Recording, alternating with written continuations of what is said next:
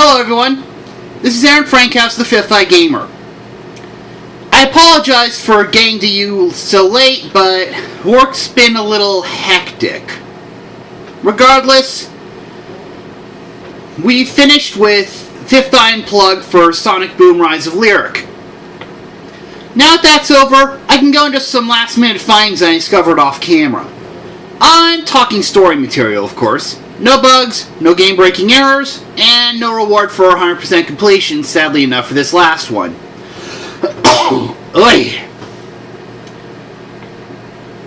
Starting off, I think I figured out why everyone acted like a jerk to Sonic in the early going. It's what you like to call a moment of weakness. When Eggman's large wave of robots arrived, Tails, Knuckles, and Amy moved in position to fight them, but Sonic was still by the door. Basically, he was paralyzed with fear, like maybe he and his friends couldn't handle this many robots at once.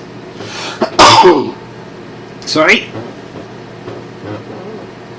He opened the door to Lyric's tomb, despite Amy warning him not to do so, and twice at that, as a result of this fear and hesitation allowing the situation to escalate out of hand.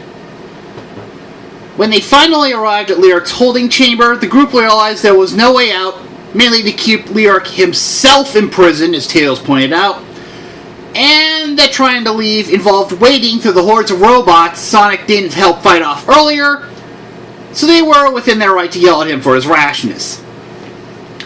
There are 3 points I have to raise as a result. First, if you think Sonic's friends were ungrateful after this explanation, you apparently missed out on Unleashed and Lost World, where Sonic let his brashness and arrogance get in the way of finding the proper solution.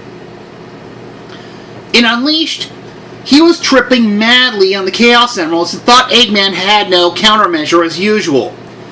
Sadly for him, Eggman's device was meant to drain their power, regardless of its immediate vessel, and Sonic had just delivered them to him on a silver platter, so to speak.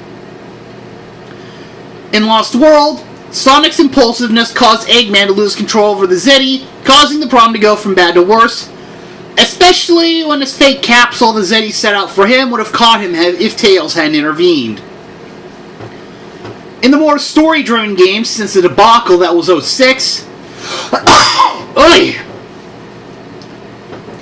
Sega had made it a point to deconstruct this aspect of Sonic, where his fast lifestyle was bound to cause him problems if he didn't slow down to think. Anyway, back in Rise of Lyric, Shadow sought to attack Sonic at the abandoned robotics facility. While the overt reason was that Shadow thinks Sonic is weak because of his friends, there's more of this tale than you think. If you remember what I said about the events at Lyric's tomb, then know that Shadow saw all of that and felt that Sonic wouldn't be able to fix his mistake if he continued to hesitate like that. The resulting fight was Shadow's way of gauging, the only way he probably knows how, if Sonic had the strength to overcome that problem on his own, since relying on his friends too much would cripple him. The fight only gave him some of the answer, with the rest saved for later.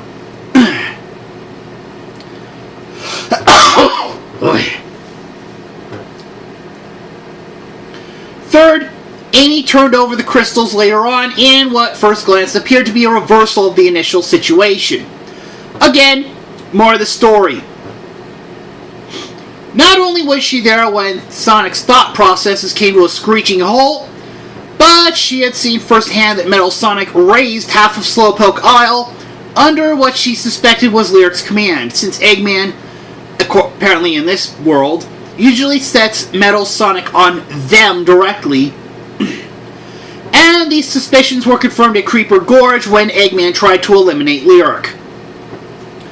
This cemented in her mind that Lyric would do anything, no matter how reprehensible, to get the crystals back, and that included pulling the trigger on the spot if they didn't comply. At least this way, she felt they might have the time to set up a counterattack. That Lyric shot down Sonic after those very demands were met was the final evidence she and the others needed to confirm that Lyric was driven by spite against life alone. Lyric did have a bit of an origin story in the game, but after something like this, forgiveness is outright impossible. I don't fault the three hedgehogs for their actions, as all had reasons for occurring when one thinks about them. You can be an honorable person and still make mistakes, after all. It's a shame that some people can see Samus freezing with fear as post-traumatic stress disorder and not see this. There's also Lyric's fate at the end of the game. In case anyone recalls what he said, he built his powered armor explicitly for life support. His research of the crystals made him sick to the point the ancients could not help him, and I highly suspect that not only did they not know how to help him beyond removing the crystals from his person, but also that they removed the crystals from his person to keep him from becoming sicker still. While the physical illness was staved off, he became sick in the head and had to be put away. Where this becomes an issue is that he is left tied up by Sonic's energy module, with his control unit removed from his person and tossed away, only to fall into Eggman's hands. At this point, I have to wonder where the power for Lyric's suit comes from and how long it can power the suit compared to the energy module. If Lyric cannot escape his bindings before his armor runs out of power, and with it his life support, I surmise the rest of his meager life is going to be very miserable. Basically, Sonic and pals consigned Lyric to a fate worse than death on screen, whereas every other villain not named Eggman was either pacified or dispatched on screen. Even Eraser Jin was sealed into his lamp and thrown with it into molten metal, which is not a fun way for a genie to go. I do believe, given how incomplete the characterization for Shadow, Styx, and the NPCs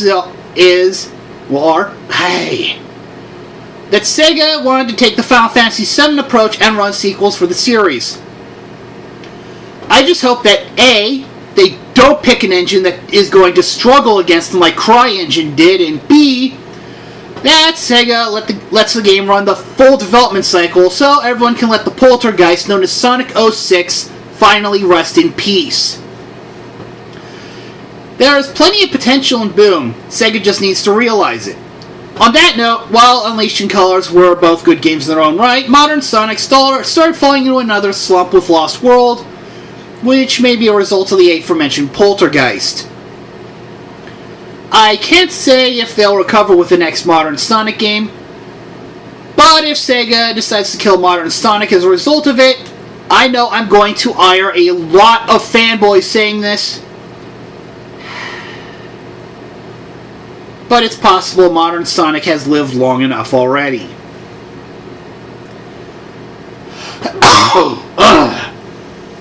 Well, that should cover everything for now. I'll keep you guys posted when I find out what my next project's going to be. Dungeon Fighter Online under Neopal and not Nexon? Xenoblade Chronicles X? Splatoon? Some other game we don't know about? Only time can tell.